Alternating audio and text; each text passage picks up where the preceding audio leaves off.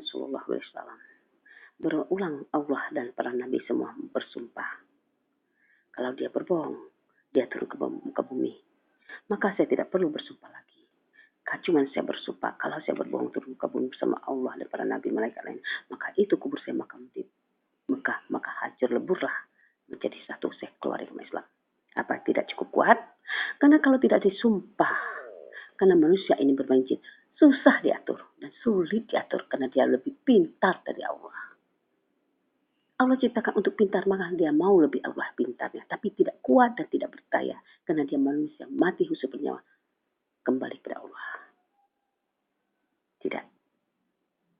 Saya katakan, saya pun takut kepada Allah, walaupun saya diutus dan diwahyu Allah untuk membenarkan dunia, khususnya tidak terjadi pembunuhan, yaitu sujud padanya, itu kesimpulan Islam. Orang tidak mengatakan arti dan artinya kata-kata untuk terjemahkan. Cuman orang arti azan dibilangnya, arti Islam dikatanya, mampan Islam katanya. Tapi kata-kata yang singkat-singkat panjang itu tidak dia tahu. Apa itu azan? Azan yaitu ajaran di zaman Nabi, itu azan.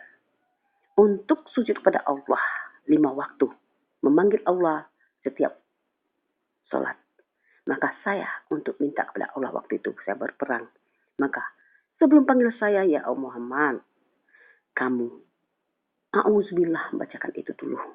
Dan baru kamu panggil saya. Bagaimana ya Allah? Allahu Akbar, Allahu Akbar. Supaya saya dekat pada kamu Muhammad. Waktu kamu manggil saya menangis melihat hambaku yang lemah dibunuh oleh jin yang tidak berdosa. Maka rajinlah sebut nama saya ya Allah Muhammad. Supaya saya melindungi umat-umatku yang tidak berdosa. Dipengaruhi oleh jin, dibunuh oleh jin. Rajinlah Muhammad kau sebut nama saya dikala engkau sujud padaku. Hanya untuk 5 waktu. Saya tidak masalah Muhammad. Saya panggil setiap saat kamu. Karena kamu mungkin letih dan lelah. Kamu bekerja lantaran saya perintah kamu terus. Maka saya ingin kamu memanggil saya Muhammad. Supaya kamu dan saya lebih dekat lagi. Kita mengenangkan Quraisy itu membunuh yang tidak berdosa. Supaya saya mencegahnya Muhammad. Maka sujud pada saya, sebelum sujud kamu ingat saya. Panggillah dengan nama saya. Sekuat mungkin ya Muhammad, supaya saya mendengar di seluruh dunia Muhammad, supaya saya benar-benar waktu kau mau sujud padaku, saya menangis di atas melihatnya. Hamba-hambaku tidak berdosa dibunuh oleh jin, maka saya akan mencegahnya dan mengawalnya dan menghentikannya setiap kau sujud padaku. Panggillah namaku, supaya aku dekat pada engkau. Itu artinya azan. Orang tidak pernah mengartikan itu. Apa artinya azan? Kata-kata dari azan untuk sujud pada saya. Kata Allah, panggillah saya. Itu. Kenapa orang sekarang khusus untuk berhadapan dengan Allah berpakaian putih, maupun di rumah hari-harinya kalau khusus untuk bersujud pada Allah harus berpakaian putih. Bagaimana Nabi Adam turun waktu itu ke bumi dan Siti Hawa pakai putih, maka juga harus berhadapan dengan Allah dengan putih. Karena Allah itu bersih putih, cahaya yang terang dan gemerlang. Berkilau dan indahnya sinar, bukan sinar matahari dan bukan sinar api neraka. Sinar yang mulia dan indah. Begitu cahaya yang mulia dan bagus. Tidak ada nampak seperti itu. Tidak. Hanya para nabi lah yang tahu. Indahnya, megahnya, dan bagusnya, cemerlangnya cahaya Allah. Saya pun takut kepada Allah walaupun saya diperintah Allah. Para nabi, kenapa manusia itu tidak takut kepada Allah? Katanya Al-Quran itu boleh kita simak, boleh kita pelajarin, tapi kita punya pikiran yang cerdas dan sehat. Kata-kata itu. Kita sendiri punya akal bukan? Kita katanya sebelum berhadapan dengan Allah, sholat dari Yerusalem 2 rakaat, baru 2 rakaat lagi di Mekah. Kita sebagai umat yang mulia dan berpikir cerdas dan sehat, apa benar kita mau dibuat seperti itu? Seandainya kita diperintah Allah seperti itu, tidak bukan? Maka gitu. Di Mekah semuanya, tidak ada Yerusalem, Palestina itu tidak ada. Palestina itu saya dapat payung saya peperangan sampai Palestina itu para nabi berkembang begitu luas. Khusus para nabi. Karena penjajahan dan dari Fir'aun maka tidak berani kumpul dengan sekitar Mekah, maka dia lari. Perkembangan inilah anak cucu piut Nabi Adam.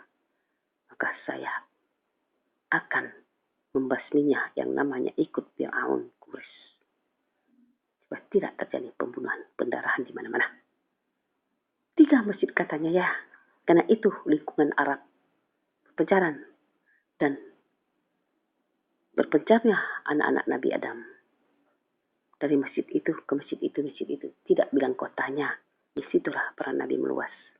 Khususnya sekitar Arab.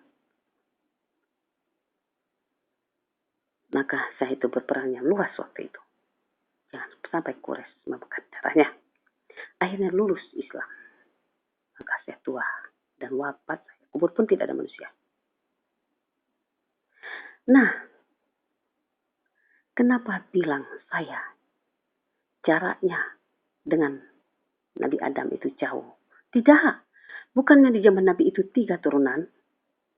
Anak, piut, dan cucu. Hanya batas itulah diambil. Setelah itu khalifah. Tidak boleh lain lagi. Tidak semua diambil para nabi itu. Supaya untuk Allah. Membuat untuk membenarkan dunia. Satu-satunya saya cucu nabinya. Hanya saya lah. Dipercaya Allah. Lain pada itu anak Nabi Adam. Tapi tidak semua anak nabi dibilang. Hanya tertentu.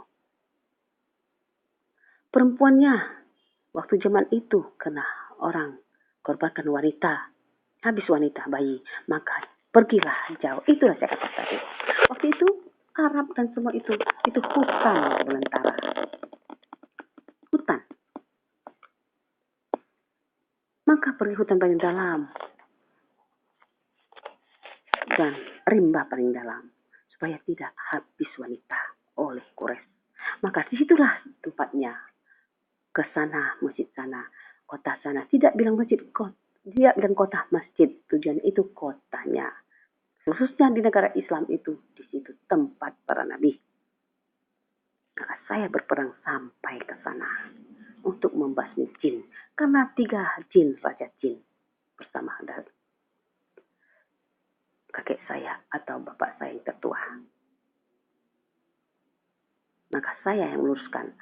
Tua bapak saya wafat kembali lagi ke surga. Maka jin ditarik kembali, diikat itu disuka. Itulah raja jin. Saya takut pada jin. Kenapa manusia beraninya mengundang jin? Itu. Haji katanya ya. Bagaimana kita seperti Nabi Adam dari surga turun ke bumi hijrah. Pertemuannya dengan Siti Hawa di Mekah. Begitu juga saya wahyunya di Mekah. Begitu ini juga Rasul ini dapat wahyu di Mekah. Tidak ada lagi orang roboh dan roboh. Pingsan dan pingsan di Mekah. Kalian 3 ini karena Allah. Ada yang sakit, ada yang wafat, tapi tidak di situ. Nah, hajah itu hijrah. Mengenangkan para nabi turun seperti Adam. Wahyu di sana. Seperti saya juga wahyu membersihkan diri untuk memimpin. Begitu ini. Maka seluruh umatku di seluruh muka bumi khususnya. Kalau mengingat Allah. Kalau minta ampun kepada Allah. Karena Allah pertama sekali beri wahyu kepada Nabi Adam. Bersatunya pertemuannya Nabi sama Siti Hawa. Dan saya wahyu sana. Dan ini juga. Maka di situ juga tempatnya kata Allah ampun padaku. Haji itu hijrah. Hajat itu juga hijrah. Hijrah kepada Allah untuk mengampuni dosa di Mekah. Itulah haji dan hajah. Bukan para nabi aja hijrah. percaya seperti dapat wahyu. Begitu juga Nabi Adam turun ke dunia, bertemu Nabi, bertemu Siti Hawa, hijrah sana. Maka semuanya sebelum bumi ini untuk mengampuni dosa pada Allah. Maka datanglah ke rumah Allah. Karena Allah pertama sekali turun di sana. Jangan dibolak-balik agama. Jangan dilekar-lekarasakan. Allah tidak suka. Kenapa para nabi turun kembali ke bumi ini? Karena jin akan menampak wujudnya. Sebelum jin dapat menampak wujudnya para malaikat dan Allah, saya para nabi khususnya turun duluan ke bumi untuk membenarkan dunia supaya tidak berbau kures. Tidak terjadi pembunuhan, pendarahan di mana-mana. Kalau terjadi itu, maka malaikat mengambil dunia menuju sangka kalah. Alangkah baiknya benarkan lagi ajaran Islam supaya tidak terjadi kekacauan di mana-mana, kehancuran di mana-mana, supaya surga tempatnya. Kalau dunia kacau, begini Allah marah, maka Allah juga akan memberi bencana di mana-mana. Bukannya sudah tahu gunung itu akan meletus, bukan? Tapi tidak disiarkan sini. Karena Rasulku ingin menguji apa benar Allah itu ada. Maka dibuat, maka dibuktikan ada, bukan? Kalau hancur dunia ini, bagaimana umat apa bisa melawan Allah? Apa bisa mau pintar dari Allah? Allah tidak memberi bencana mana-mana. Umatnya sendiri buat bencana. Kena ulah dia sendiri. Kenapa pohon ditebang sampai dinding bumi ini hampir habis dibuatnya? Kata Allah itu oksigen ya, tadi ceramahnya. Itu sebenarnya situasi dan keadaan udaranya dan cuacanya seperti kacau. Ada angin yang dahsyat. Ada badai. Maka itu kata Allah, oksigen tidak ada. Hampir habis dinding bumi ini dibuat manusia. Ditebangnya hutan semuanya untuk penahan bumi. Supaya bumi ini tidak kuat. Maka hentikanlah itu. Karena Allah mengatakan itu. Karena singkat dia menjelaskannya, tidak mau. Dia bolak-balik hanya inti dikatakannya. Oksigen itu udara, bukan? Maka itu kumpulan angin untuk menyatu bulat angin, menjadikan angin, apa kata angin yang dasar itu. Maka itulah kata Allah. Sampai habis angin. Tidak ada angin, bukan? Karena angin selalu membuat, merusakkan apapun yang namanya di muka bumi itu. Angin dasar itu. Badai itu. Maka ini yang terjadi. Karena angin sempurna untuk angin sejuk, untuk angin meniup untuk permasalahan manusia itu. Dan merasakan dingin dan sejuk seperti zaman dulu ya, itu tidak ada. Maka ini kenapa angin itu habis, kata Allah, oksigen ya, tidak ada. Karena dikumpulkan dengan angin dasar untuk membuat kehancuran di muka bumi ini. Terjadi badai, dan terjadi angin beliung ya. Maka itu hentikanlah. Jangan sampai seperti itu angin. Itu tujuan Allah mengatakan. Tidak ada terjadi bencana di mana-mana. Karena ulah manusia itu sendiri. Dia mau pintar dari Allah. Dia mau semua dari Allah. Maka Allah marah. Tidak Allah yang membuat bencana. Allah cuma memberi, mengampun, menyayang. Dan melindungi umatnya di muka bumi. Jangan dikatakan Allah itu kasar, kejam. Tidak. Yang membuat jahat itu manusia sendiri. Yang memasukkan diri ke neraka itu dia sendiri. Maka Allah turun membenarkannya bersama para malaikat dan nabi.